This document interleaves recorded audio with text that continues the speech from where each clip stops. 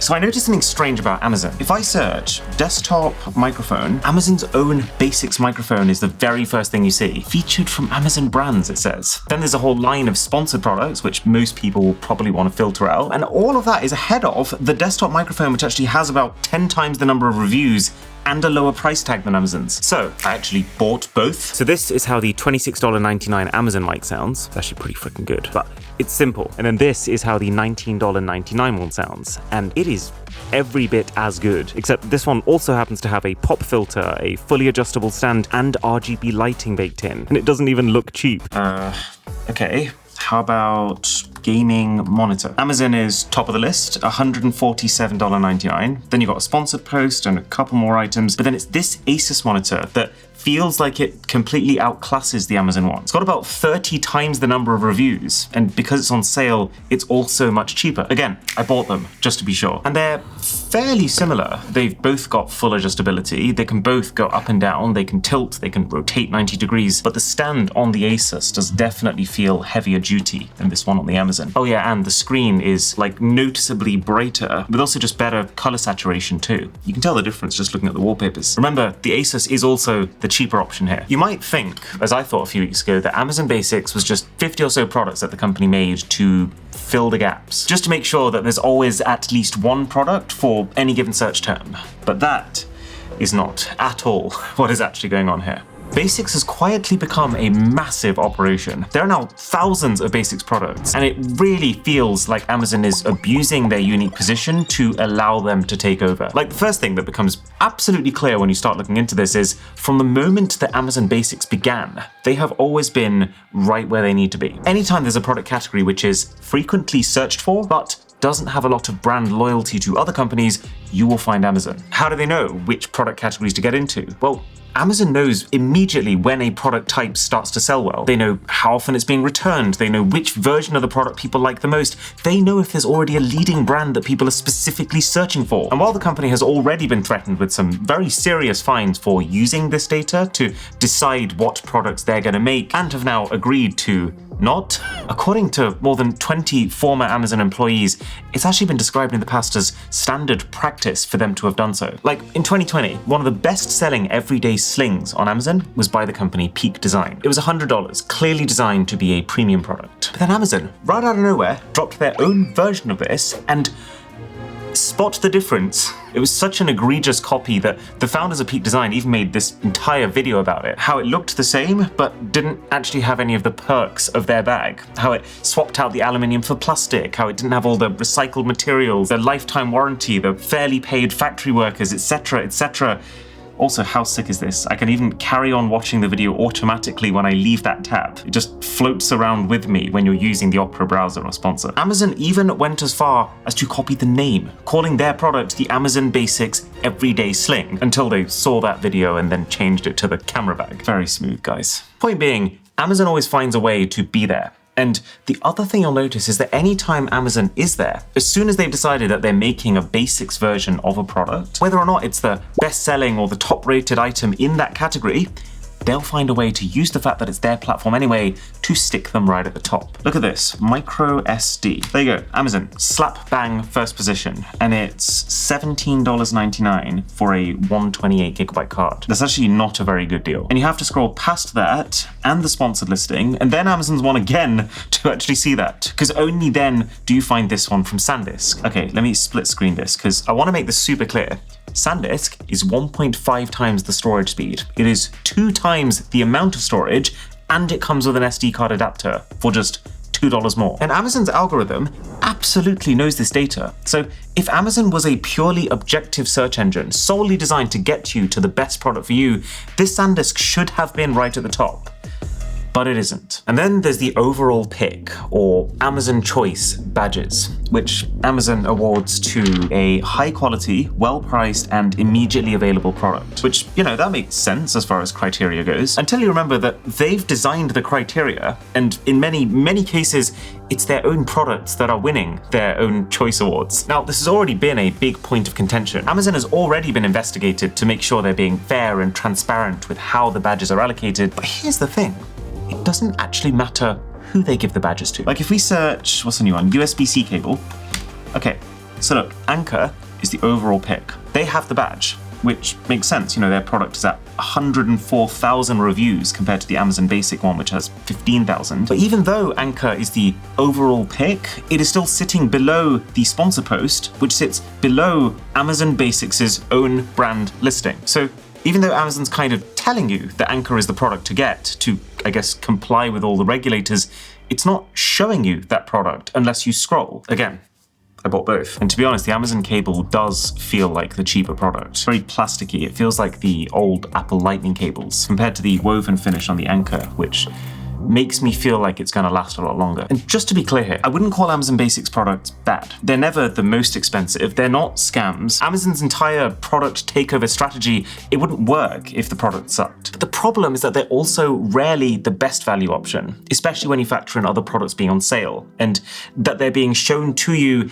instead of products that might be better value. Plus, this power that Amazon has is kind of self-fulfilling. Like, if they had the ability to just plant their not best-selling product above the actually best-selling product, which is exactly what happened when Amazon decided they wanted to make AA batteries, they just stuck theirs in front of Duracell and Energizer, then surely it's just a matter of time before more people start buying Amazon's product, until Amazon actually becomes the bestseller option, at which point Amazon can happily hand themselves the bestseller badge and no one can even complain that they're not. Trust me when I say I'm not cherry-picking examples here. Amazon Basics comes up first pretty consistently, whether you're searching for printer paper or cotton buds, pens, pencils, even freaking pants. Amazon is making them and you can be sure they're putting them first. So what is going on here? Are Amazon trying to kill every seller?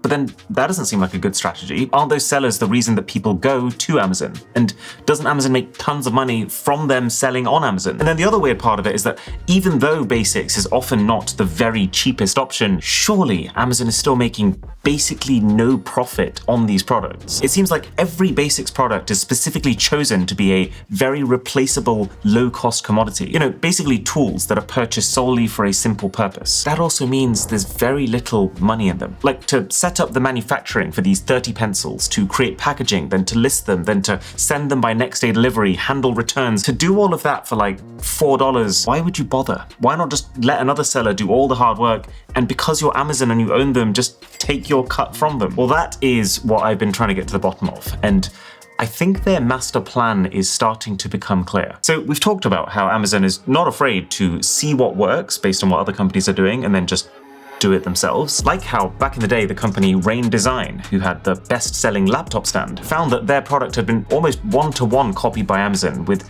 pretty much the only thing changing being the logo. But there's one vital piece of information that makes this a whole lot more threatening, that Amazon can undercut everyone. See, you might know that Amazon charges every single seller on their platform fees. There's a monthly subscription fee, about $40 a month if you want to be a professional seller, but also a referral fee for every sale. So this is a percentage cost of the item's sale price, anywhere between 8 and 45% if you're selling accessories for a product that Amazon themselves make, like a Kindle. But overall, these fees average around 15%. Amazon, obviously, doesn't have to pay their own fees. So no company can actually price themselves as low as Amazon can when selling on Amazon, unless they either decide to make much less or zero profit, or they find a way to source their items at a significantly lower cost than Amazon. But it won't be the latter. If you're a seller and Amazon decides they're making the same product as you, Amazon's bigger than you. They've got the power and frankly the clout to place orders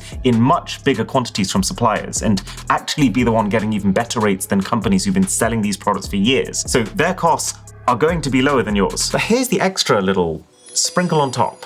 If you're a seller on Amazon, your entire objective from your sales is to make profit, right? You have to add a bit of extra markup to your goods to even make the whole thing worth it. Otherwise, what are you even doing there? But Amazon doesn't even have that restriction. Amazon doesn't need to make a penny of profit on these Basics products because they're not in the business of product sales. I mean, Bezos himself once said, we want to make money when people use our devices, not when people buy our devices. So Amazon wins just by people being on Amazon. Because the more people there are, the more people will pay them monthly for their Amazon Prime subscription, and then the more they will start to buy into Amazon's other services. Because paying for Prime puts you essentially in the heart of Amazon's ecosystem. It's almost designed to lead buyers towards Amazon Prime Video and signing up for Amazon Music and Kindle, and even adopting Amazon as your main grocery store thanks to Amazon Fresh. All of which to say, as a seller on Amazon, you're competing against a company who isn't playing the same game as you. There is a positive that comes from this. Like, let's be honest, Amazon's logistics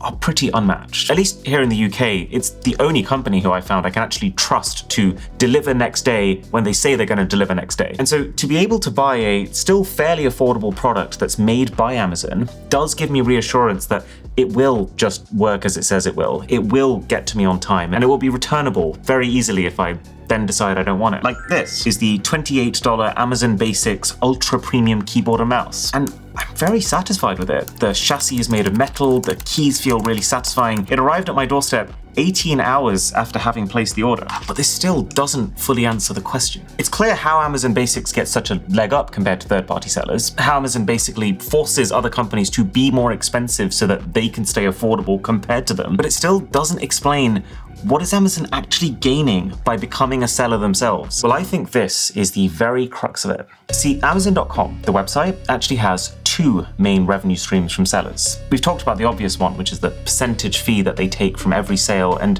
this is the bigger part of their business. But the other one has been right under our noses this whole time. Sellers paying Amazon to appear higher in searches. Let's say, hypothetically, Amazon wanted to grow how much they make from this. How would they do that?